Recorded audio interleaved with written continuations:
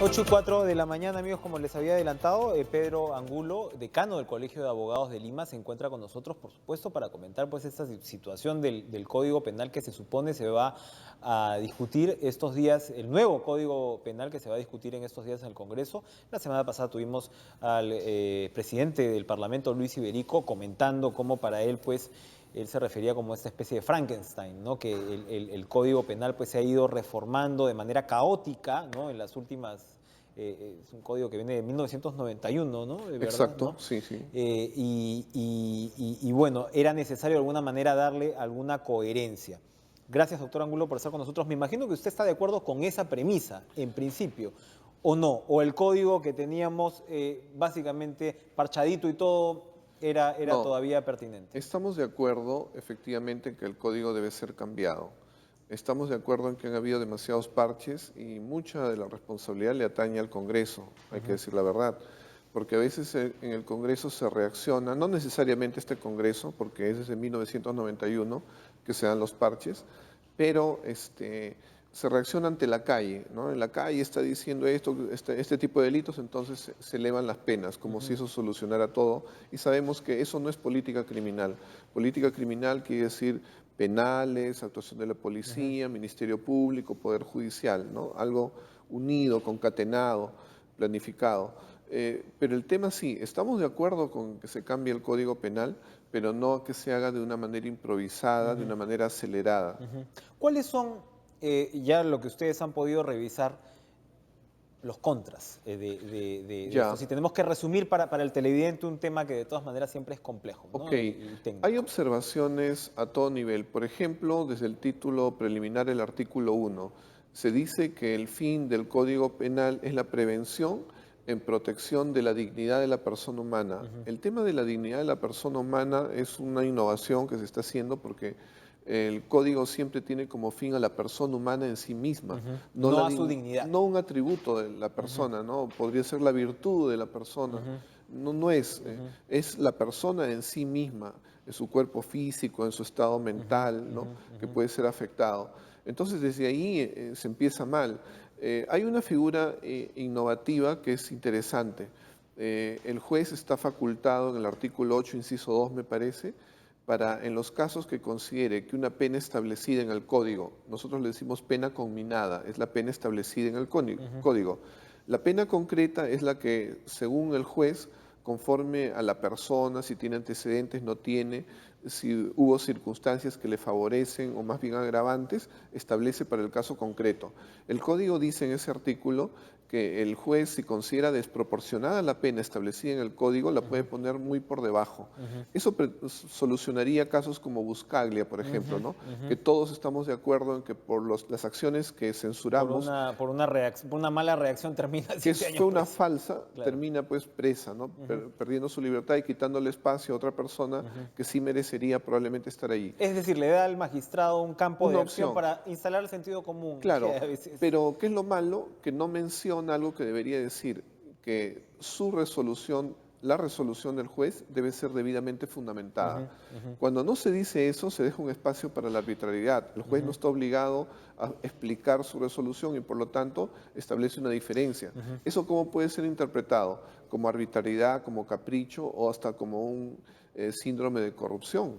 Luego hay también diferencias en penas, ¿no? Evidentes, Sí, ¿no? En muchos que habría que ver caso por caso, pero por ejemplo yo veía que se reduce la pena por filiación terrorista, ya. ¿no? O sea que Que uno dice, bueno, de repente ya pasó la amenaza del sendero, qué sé yo, pero el mundo nos está diciendo lo que la contrario. afiliación terrorista es un tema muy serio, ¿no? Definitivamente es algo que no se debería de hacer, algo con lo cual también estamos en contra.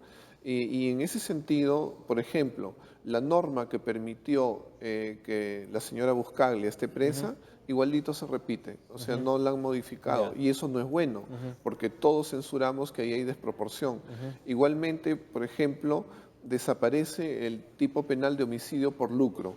Se supone que está el sicariato, ¿no? Sustituyéndolo, pero el tema es, ¿y las personas que fueron condenadas por homicidio por lucro, cómo quedan? Claro. Teóricamente ellos podrían pedir su libertad. Será todo un debate que, no, pero el sicariato, señor, yo no fui sicariato. Además, en lo penal, nosotros sabemos que existe un principio de legalidad, decimos estricto, solamente se puede sancionar por lo que está descrito en la norma específicamente. Por eso es que, por ejemplo, se han dado debates, ¿no?, hasta en la Corte Internacional y, digamos, los chilenos que estuvieron en el MRTA dijeron, no, yo no soy peruano, yo soy extranjero, no me pueden aplicar ese nombrecito de traición a la patria. Claro, Entonces, lógicamente. denominaciones implican mucho, tienen consecuencias, y eso no se ha tomado en cuenta.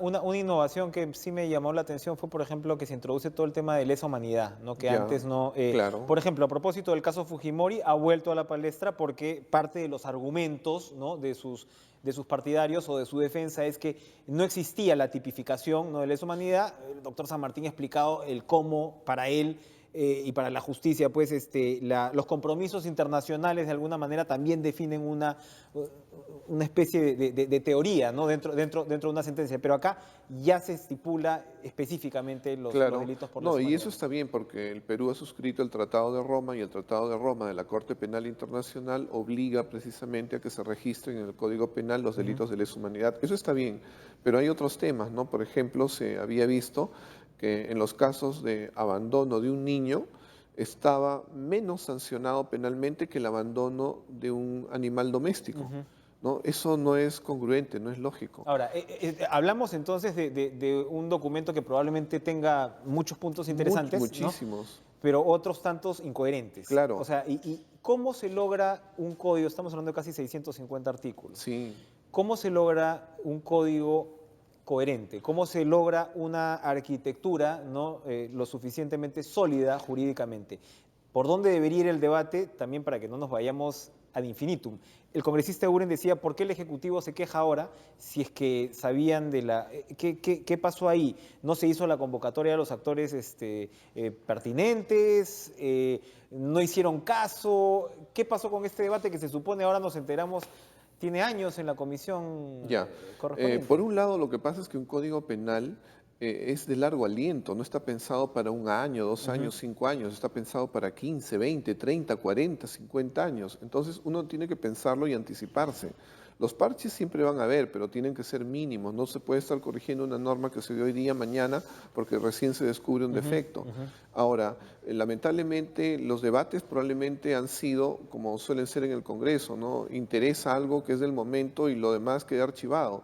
La sociedad no va a permanecer activa y considerando que se va a dar el cambio cuando nadie está preocupado. Cuando sale el punto, va a ser Claro. tratado, entonces recién hay el interés. Recién dejamos de hacer otras cosas porque pensamos que esto es importante.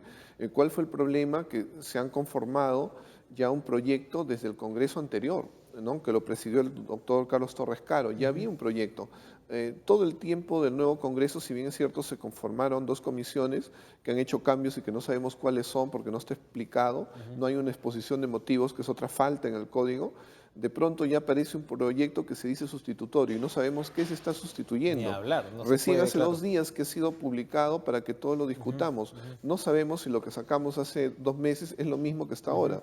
No se ha explicado nada. Para empezar, tendría que ver con una especie de software, ¿no?, que haga los cruces inmediatos para Claro, poder hacer una y de otro revisión lado han invitado, pero solamente al exhaustiva. Ministerio de Justicia, al Ministerio Público y al Poder Judicial. Ayer mismo el fiscal de la Nación se estaba pronunciando que esto merece una mayor discusión, a Claro. pesar de que los invitaron. A nosotros, a los colegios de abogados del Perú, a ningún colegio lo invitaron. A las facultades de Derecho tampoco los invitaron. Bueno. A penalistas que son conocidos, que ellos han innovado, que han dado normas, proyectos, tampoco los han invitado. Todo indica entonces que este código pues todavía va a pasar por más de un hervor, ¿no? Yo Por creo que ya con supuesto. todas estas voces Es lo de alerta, razonable, ¿no? ¿no? No tiene sentido tampoco apurarse, sobre todo porque hay un nuevo código de procedimientos penales, con lo cual también un documento de estos, me imagino, tiene que casar de una manera muy, ¿no?, otra vez, Claro, y en el muy código, sincronizada, y en ¿no? este código penal precisamente me hace recordar, también hay figuras del código de ejecución penal que no tendrían que estar aquí. Hay figuras que son procesal penales que no tendrían que estar aquí. ¿Acaso solo es cabida para lo penal?